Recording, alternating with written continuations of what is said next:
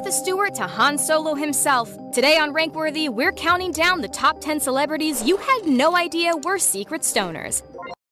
On the world-famous sitcom Friends, Jennifer Aniston was there for us. But what was there for her? Weed, baby. In an interview with Rolling Stone, Aniston said of marijuana, "I enjoy it once in a while. There's nothing wrong with that. Everything in moderation." Harrison Ford is a protector. In Raiders of the Lost Ark, he protected a lost ark.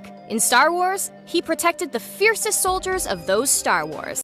And in real life, he protects his sanity by partaking in marijuana regularly. But if you've paid close attention to any of his recent talk show appearances, including him giggling with Ryan Gosling, you may have guessed that already. But did you know that Ford has been smoking since a long, long time ago? The typically candid Carrie Fisher once revealed that Ford shared some of his secret stash with her during filming of the original trilogy. She characterized the strain as being so strong that it caused her to forget key details. In other words, the strain is strong with this one. You know that old saying, an apple a day keeps the doctor away? What's up with that saying anyway? An all-fruit diet can't be healthy. Anyway, famous actor Charlize Theron was once caught smoking weed out of an apple. The Mad Max Fury Road star has had an up-and-down relationship with the Green Delicious for a while. She used to smoke it regularly to help with her insomnia before giving it up after too many paranoid reactions. Now she's back on it occasionally with the help of her mom, who drops off edibles on the regular. Let's change the saying. A cool mom a day helps keep the doctor away. For many politicians, admitting to marijuana usage would be a kiss of death. Americans tend to prefer their politicians' lives to be squeaky clean, or at least attempting to be squeaky clean before they're invariably sunk by a bunch of scandals. But former New York City Mayor Michael Bloomberg took an opposing, very cavalier approach to his proclivities. In 2001, New York Magazine asked Bloomberg if he had ever tried pot. His response? "You bet I did, and I enjoyed it." It caused such a stir that pro-marijuana organizations used the quote on public ads, the way movies use quotes from critics on posters. Bloomberg has since changed his tune, speaking publicly on his disdain for legal medicinal marijuana. Queen Victoria ruled the United Kingdom of Great Britain and Ireland for 63 years, the longest of any monarch up to that point. Her rule was so important, they named the Victorian era after her. Her breadth was so wide, she even added Empress of India to her title halfway through her reign. Her influence was so wide-reaching, Dame Judi Dench has played her twice, 20 years apart. And Queen Victoria did it all with a little help from the House of Kush. When the good queen suffered from menstrual cramps, her personal physician, Sir J. Russell Reynolds, prescribed her marijuana to cope with the pain. He later said in The Lancet, one of the world's oldest medical journals, that marijuana is one of the most valuable medicines we possess. Makes you wonder if Judy ever toked up, for research. A bud by any other name would smell as dank. That's right, scholars. William Shakespeare, the bard himself, partooketh in marijuana verily.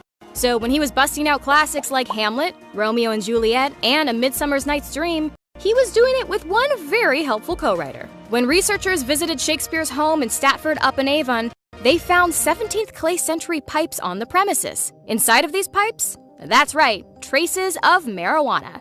Now, these pipes may have belonged to a more unruly guest, but when you read one of Shakespeare's sonnets, it starts to add up.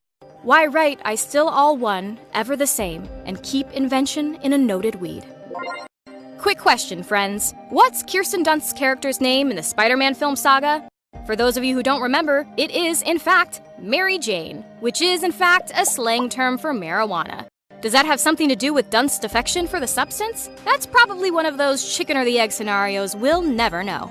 "I do like weed," said Dunst very casually in an interview with Digital Spy. She went on to say that she has a different outlook on marijuana than America does. While she tempered her statements to clarify that folks shouldn't spend all day, every day smoking pot, she summed up her endorsement beautifully. If everyone smoked weed, the world would be a better place. JFK was a fan of JFK, just friggin' Kush. Okay, that acronym was forced. But Kennedy's experimentation with the stuff was as natural as his television persona during the Nixon debate. Here's a hypothetical question. Was President John F. Kennedy so insistent on going to the moon because he wanted astronauts to feel as high as he felt smoking weed? In the book, John F. Kennedy, A Biography, the reader is treated to a story of Kennedy smoking not one, not two, but 3 joints with painter and lover Mary Meyer. Oh yeah, this all went down in the friggin' White House bedroom. Meyer allegedly enjoyed the experience so much she offered Kennedy cocaine during their next visit. And Kennedy allegedly joked while stoned, "Suppose the Russians did something now." In some ways, Martha Stewart is the perfect avatar for our culture's slow acceptance of marijuana into the mainstream. She started out as the squeaky clean symbol of wholesome Americana, providing recipes and home decor tips. Then she straight up went to prison for insider trading. Then she reemerged from her criminal cocoon as a newly branded, slightly askew butterfly, all thanks to the help of Snoop Dogg? Talk about an odd couple. Stewart and Snoop are IRL friends and hosted a TV show together called Martha and Snoop's Potluck Dinner Party.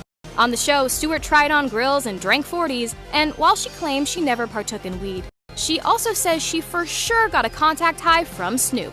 Currently, she's partnering with Canopy Growth, a company that makes CBD-infused products to assist with anxiety. To explore strange new worlds, to seek out new life and new civilizations, to boldly smoke where no one has smoked before. Sir Patrick Stewart checked off the first 2 boxes in his role as Star Trek The Next Generation Captain Jean-Luc Picard. But for that 3rd box, we have Sir Pat Stew's wife to thank. Singer Sunny Ozell posted a video called Quadruple Take Masterclass on YouTube in 2013. A very clearly baked out of his mind, Patrick, Professor X Stewart delivers a charming, endearing, and kookily hilarious acting lesson on how to react to something with the proper incredulousness. This was a normal day for Stewart, who has said publicly he smokes weed every day, in part